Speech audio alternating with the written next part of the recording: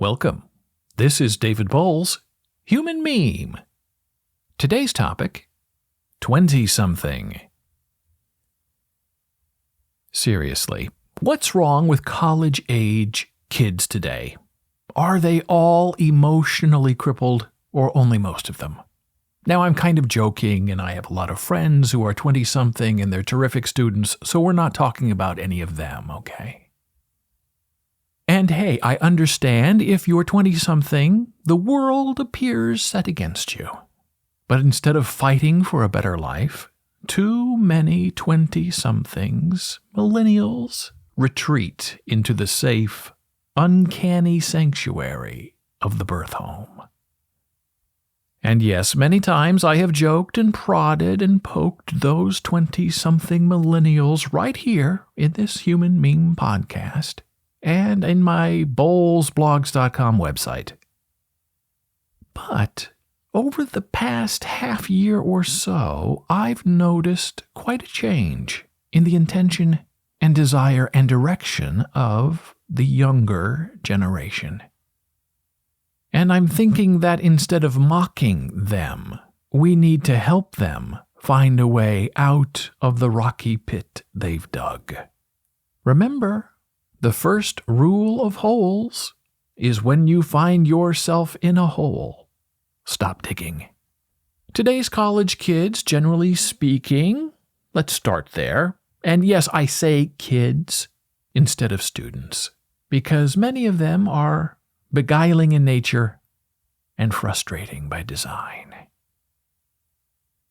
Because it's easier for them to be sick and to get a doctor's note than it is for them to actually show up to a class.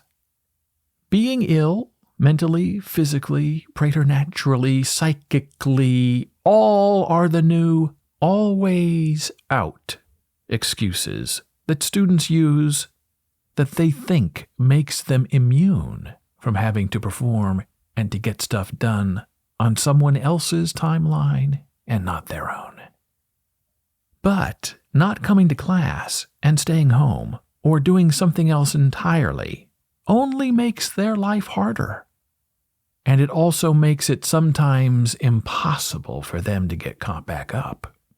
And now, speaking generally again, and perhaps even cruelly in some minds, but always bluntly, the more of us, and especially the younger of us, are medicated and incapable.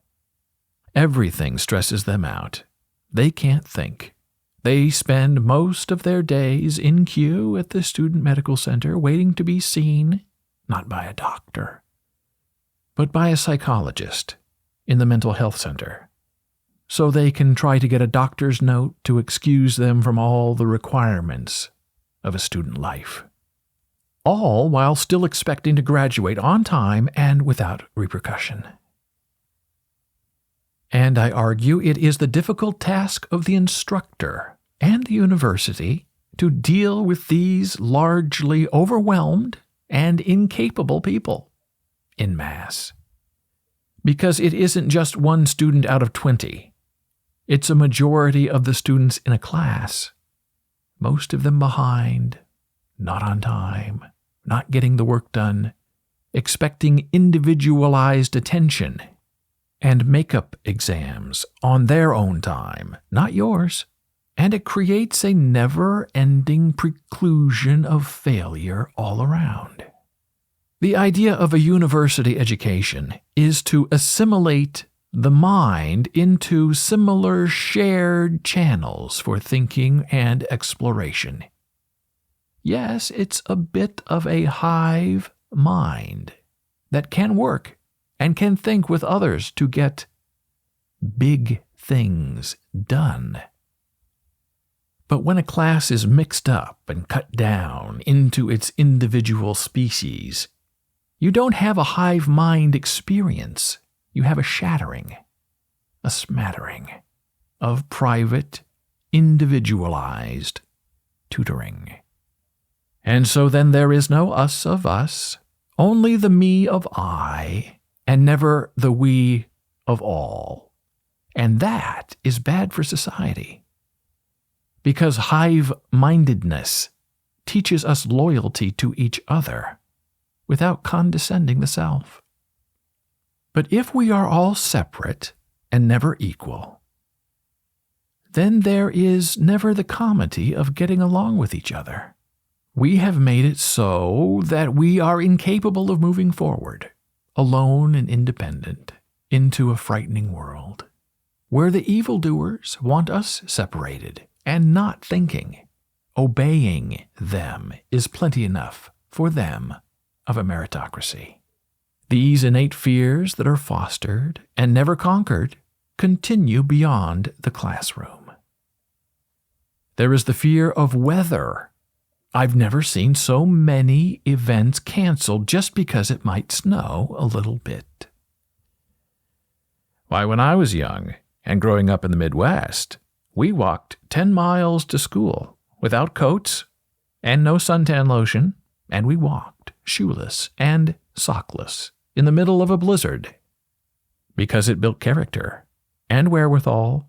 Actually, we may have gone sockless inside our boots, but the idea is the same. You cannot know love and joy without suffering. You can hoe no row without first understanding the correct angle of forcing a spade into frozen land. The most fascinating place to witness this infidelity to reality is in the coffee shop line. It used to be, again, when I was growing up in the Midwest, if someone made a coffee run, everyone got the same thing. Milk, 2 sugars, done. You didn't like it? Tough saccharin. Didn't matter. You drank it because you were grateful to have it, and because you didn't have to go get it. Today, you stand behind someone at the coffee shop who is carrying a type-printed 10-drink coffee order, and each next drink is more elaborate than the one before. Yes, I'll have a caramel latte coffee with extra caramel, a dash of skim milk, a sprig of mint, a fig of tree, a measure of cardamom, a souchon of cinnamon, and a prang noodle of nutmeg.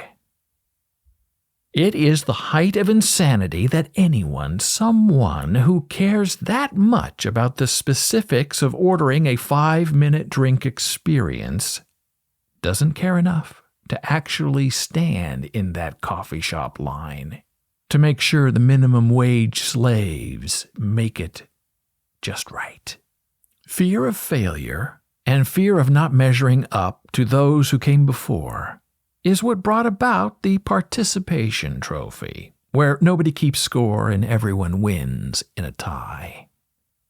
And every single person is just as valuable as the next, and yet we know, and they know we know, that none of that is true. But we fired all of our truth-tellers, and we have removed every speaker of reality on the street to power. And so this is what we're left with. The mealy-mouthed coffee shop line, stuck in an azure world record, holding a ribbon. And it's all just as ubiquitous, but not as threatening, as the blue sky above. And we also have this fear of each other, the foreign and the terrible and the treble. And these stranger things are trinkets to be destroyed and never evaluated. We know what we want. We look in the mirror, and what we see glaring back is precisely what we want standing around us. We demand sameness and not sanity, because to be different and unique is to threaten the core of us, that we are all special in our own mundane, middling, replicable way. And we fear the past, with all of its foregone conclusions and proofs and history of what not worked and what did not. We always prefer to think that we are the first to think of anything. We think that the world did not exist before us. And we think that the whole wheel invention thing we've been thinking about might just be the next big thing. History is scary. With all that dying and bad decisions, it's much better to think afresh and to live anew and to be surprised, astounded really, by everything new our eye begins to pick apart. And finally, we fear the future because we cannot predict it or control it from the now. So we actively choose to pretend that what we do today can influence our fluorescent tomorrow. We are all equal, except for those of us who are not, and we all participate equally, except for those of us who do not try. And sure, we all get along and we all agree on everything, but we don't want history to know that, or the future to foretell that. We want to live in the tepid moment where nothing stings and nothing joys. So we can just mark the days until our bitter end. Because if there's one thing we all know as an absolute certainty, it is this. We figure things out, but only by pre-conclusion and wishing. Thank you for listening. Be a human meme.